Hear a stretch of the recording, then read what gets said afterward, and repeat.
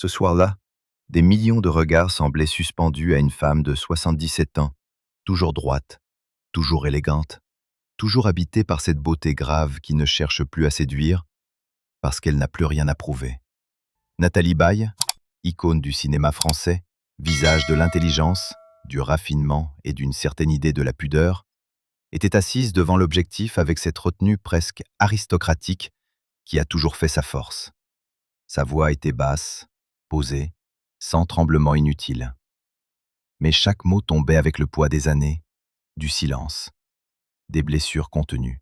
Et lorsqu'est venue cette phrase, courte, nue, implacable, « Je n'ai plus à me taire », quelque chose s'est brisé dans l'air. Une personne présente l'a confirmé plus tard.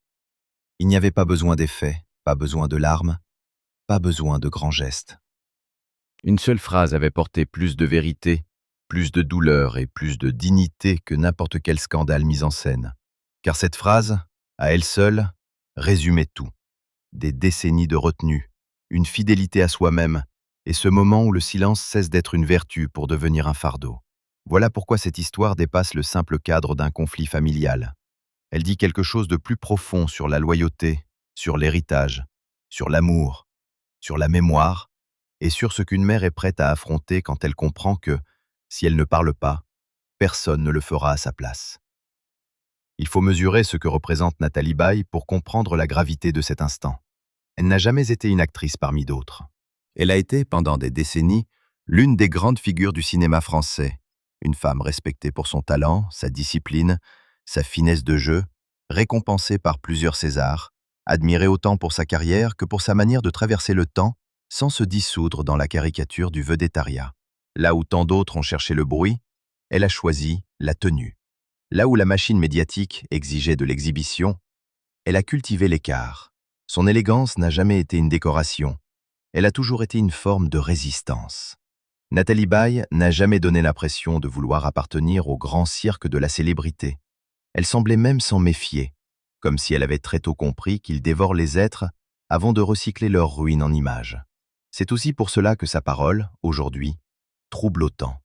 Quand une femme qui a passé sa vie à éviter le fracas décide enfin d'ouvrir la porte de ce qu'elle gardait à l'intérieur, on sait d'instinct que ce n'est pas pour alimenter un feuilleton. C'est parce que le poids du non-dit est devenu plus insupportable encore que le vacarme de la vérité. Et au cœur de cette vérité, il y a une mère qui a vu sa fille grandir sous une lumière magnifique et cruelle à la fois. Laura Smet n'a jamais été une enfant ordinaire. Fille de Nathalie Baye et de Johnny Hallyday, elle est née au croisement de deux mythologies françaises, celle du grand cinéma et celle du rock populaire. Dès le départ, son existence semblait condamnée à être racontée par les autres. Comment se construire quand votre nom précède votre visage? Comment respirer librement quand l'ombre d'un père immense plane sur chacun de vos pas? Laura avait du talent, une sensibilité, une identité propre, une présence indéniable. Mais aux yeux d'une partie du public, elle restait toujours la fille de. Et c'est là l'une des cruautés les plus raffinées de la célébrité. Elle offre une naissance spectaculaire, puis elle confisque le droit à l'existence ordinaire. Nathalie Baye l'a vu, l'a compris, l'a encaissé. Elle a vu sa fille lutter pour être reconnue pour elle-même, et non comme un appendice d'une légende familiale. Peut-on imaginer douleur plus sourde pour une mère que celle de voir son enfant devoir mériter, 100 fois plus que les autres, le simple droit d'être regardé avec justice? Puis il y a eu Johnny. Et pour comprendre ce que Nathalie Baye dit aujourd'hui, il faut revenir à cette histoire-là, à cette rencontre qui, au début des années 1980, avait quelque chose d'improbable et de magnétique. Entre 1980 et 1983, elle et Johnny Hallyday ont formé un couple que peu auraient su prévoir, mais que beaucoup n'ont jamais oublié. Lui, monstre sacré de la scène, idole électrique, phénomène populaire au destin excessif. Elle, actrice intérieure, cérébrale sans froideur, puissante sans tapage. On aurait pu croire à l'alliance de deux mondes incompatibles. Pourtant, de cette rencontre est née une histoire passionnée, déroutante, traversée de moments lumineux et de zones d'ombre, comme si ces deux êtres, si différents, s'étaient reconnus dans une fragilité qu'ils ne montraient pas au reste du monde. Johnny, dans le regard de Nathalie, n'était pas seulement l'icône, il était aussi cet homme parfois timide, parfois drôle, capable de tendresse, mais aussi emporté par ses propres tempêtes, contradictoires, désordonnées, insaisissables. Il y avait chez lui du charme, bien sûr, mais aussi cette forme de chaos qui fait souffrir ceux qui aiment. De leur lien est née Laura, et avec elle un attachement indissoluble, même après la fin de leur couple. Car on peut cesser d'aimer comme amant sans cesser d'être lié par l'essentiel. Nathalie ne parlait pas en observatrice lointaine de Johnny Hallyday. Elle parlait en femme qu'il avait connue avant certaines métamorphoses, dans d'autres saisons de sa vie, avant que le mythe ne se rigidifie, avant que les cercles, les influences, les systèmes de protection ou d'isolement ne prennent tant de place. C'est précisément pour cela que sa parole n'a jamais été celle d'une rivale jalouse. Pendant longtemps, certains ont voulu réduire ce qu'elle exprimait à une amertume d'ancienne compagne. C'était plus simple, plus commode, presque confortable. Transformer une prise de position morale en simple ressentiment affectif. Mais cette lecture a toujours manqué l'essentiel. Nathalie Baye n'a jamais eu besoin de rivaliser avec quiconque pour exister. Elle n'a pas bâti sa dignité sur les ruines des autres. Ce qu'elle portait, ce n'était pas la jalousie, c'était la mémoire. La mémoire de l'homme qui était Johnny à différentes époques, la mémoire des liens biologiques, affectifs, artistiques, et la mémoire de ce que représentait une famille avant qu'elle ne devienne un terrain de bataille juridique et symbolique. N'est-ce pas précisément ce qui dérange? Non pas qu'une ex-compagne parle, mais qu'elle parle en témoin légitime, en mère, en femme qui a vu le décor changer autour d'un homme sans jamais cesser de regarder l'être humain derrière l'icône. Lorsque l'affaire de l'héritage a éclaté, le choc a été immense. Mais pour Nathalie Baye, il a pris une dimension plus intime, plus violente encore. Apprendre que Johnny Hallyday avait choisi, via le droit californien, de transmettre l'ensemble de son patrimoine à Laetitia et à leurs 2 filles adoptives, au point d'exclure de fait David Hallyday et Laura Smet, a représenté bien plus qu'un conflit autour de l'argent. C'est là que beaucoup se trompent, volontairement ou par facilité. Dans les grandes histoires de succession, le public ne voit souvent que la somme, les biens, les chiffres, les propriétés, les droits. Mais ce qui se joue réellement est parfois ailleurs. Ce qui blesse n'est pas seulement d'être privé de richesse, c'est d'être privé de place, d'être rayé d'un récit, d'être dépossédé non seulement d'un patrimoine matériel, mais d'une continuité symbolique. Laura, selon ce qui a été dénoncé publiquement, ne se voyait même pas reconnaître la part émotionnelle minimale que l'on aurait pu croire intouchable. Des objets, des souvenirs, des traces, jusqu'à ce manuscrit de chanson portant son nom. Imaginez cela un instant. Ne pas réclamer un coffre, ni un palais, ni un empire, mais découvrir qu'aucun fragment intime, aucun signe presque sacré ne vous revient. Qu'est-ce qu'un héritage au fond? Si ce n'est la preuve qu'un amour, même imparfait, a laissé une empreinte transmissible. C'est ici que la colère de Nathalie Baye s'est faite plus tranchante, plus politique aussi. Car à ses yeux, la question ne concernait pas seulement sa fille, mais une conception de la justice. Elle a publiquement dénoncé le recours au droit américain, et plus précisément à la loi californienne, comme un moyen de contourner la protection offerte en France aux enfants dits réservataires. En droit français, l'idée que parent ne puisse évincer totalement ses enfants de sa succession répond à une logique profonde.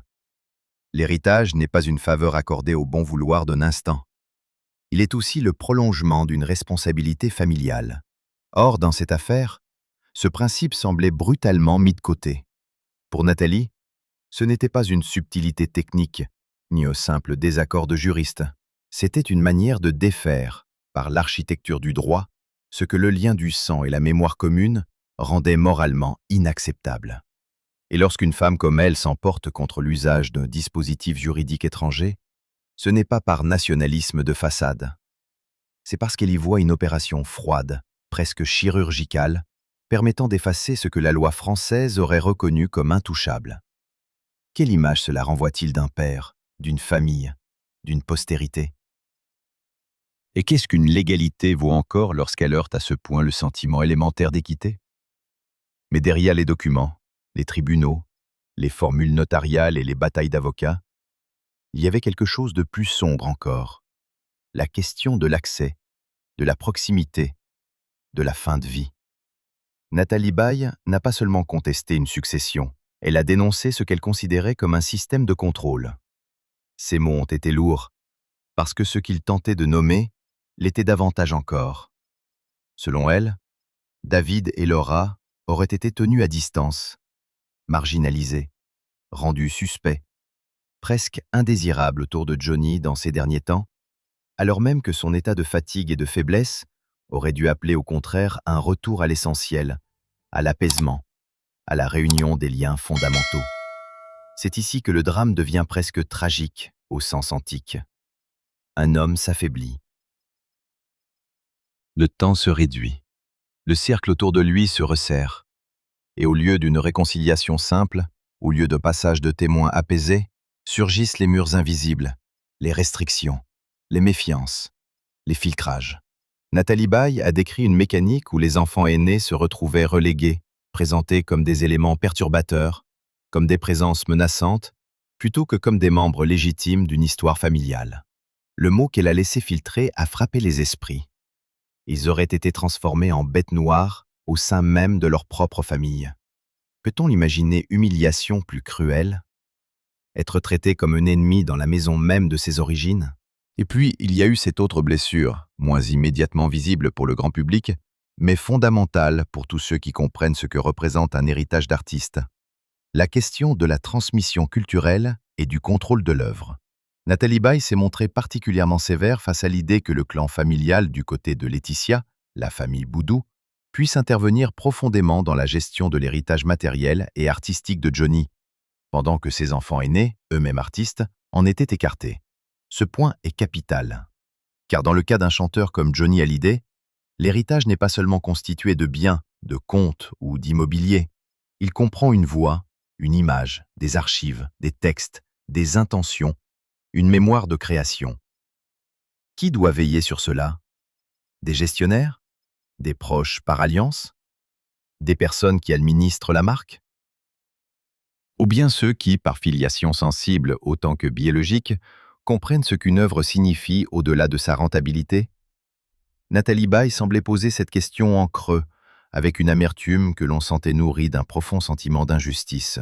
Comment accepter que ceux qui ont vécu dans la vibration de l'art, qui en connaissent la fragilité, qui portent eux-mêmes la création dans leur propre vie, soient tenus à l'écart au profit d'un système plus opaque, plus verrouillé, plus stratégique? Là encore, il ne s'agissait pas seulement de biens. Il s'agissait du droit de regard sur une mémoire collective. Ce qui rend la parole de Nathalie Baye si puissante à 77 ans, c'est aussi qu'elle semble venir d'un endroit où la peur s'est retirée. Longtemps, elle s'est tue. Pourquoi? Par dignité sans doute.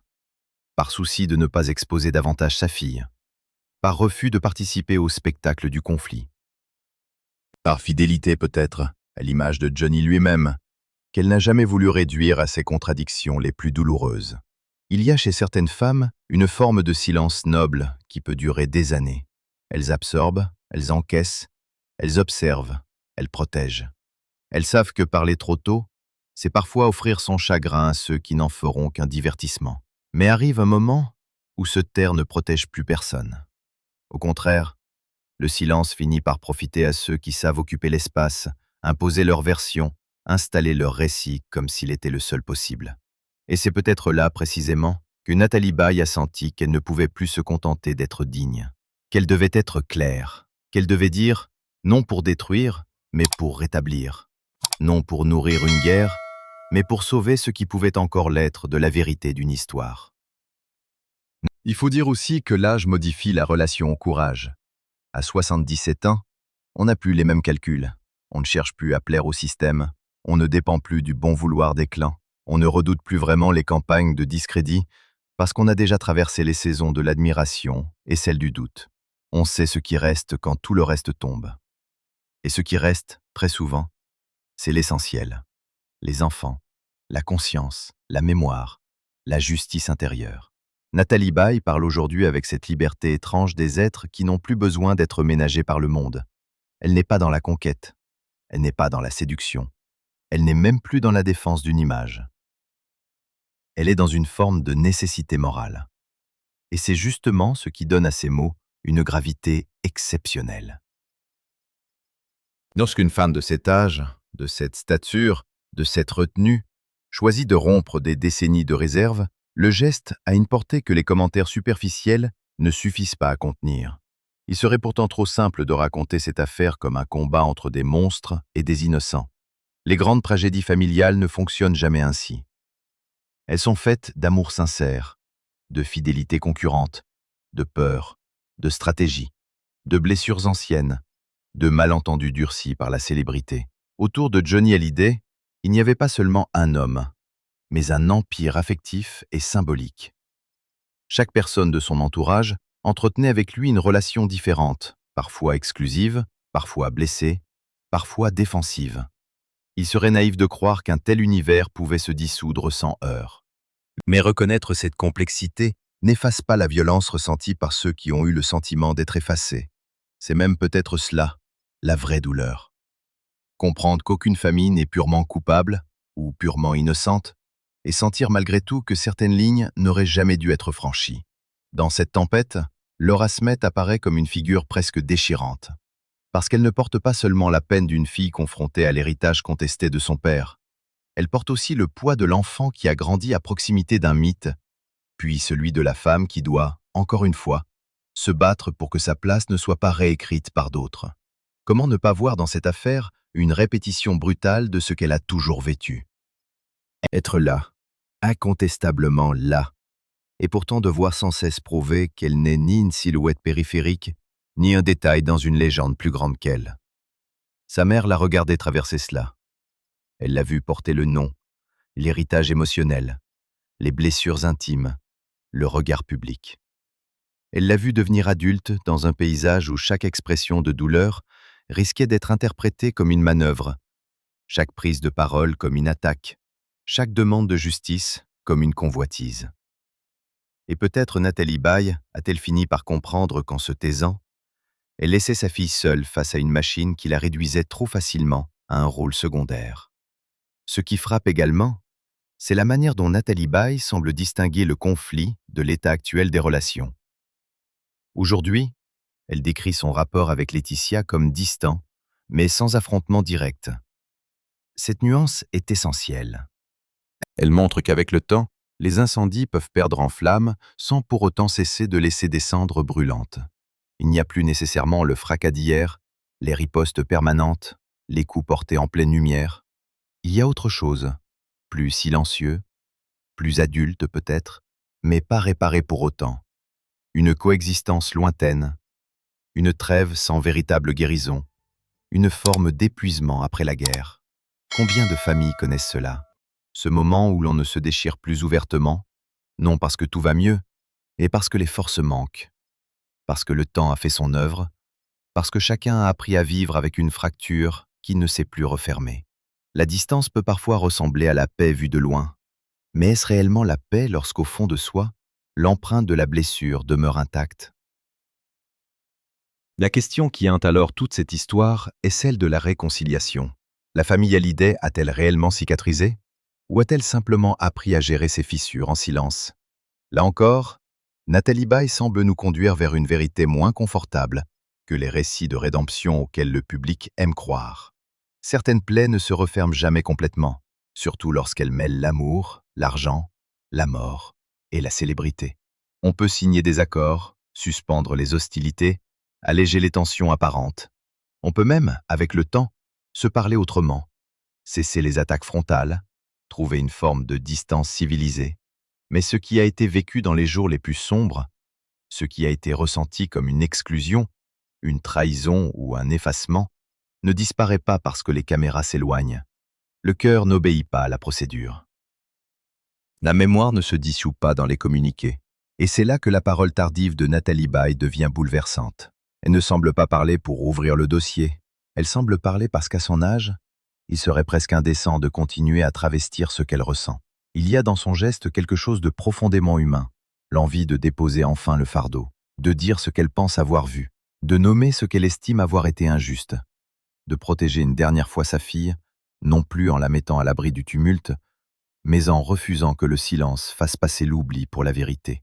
Après tout, qu'est-ce qu'une mère, sinon celle qui, même tardivement, refuse de laisser l'histoire de son enfant être racontée uniquement par les autres.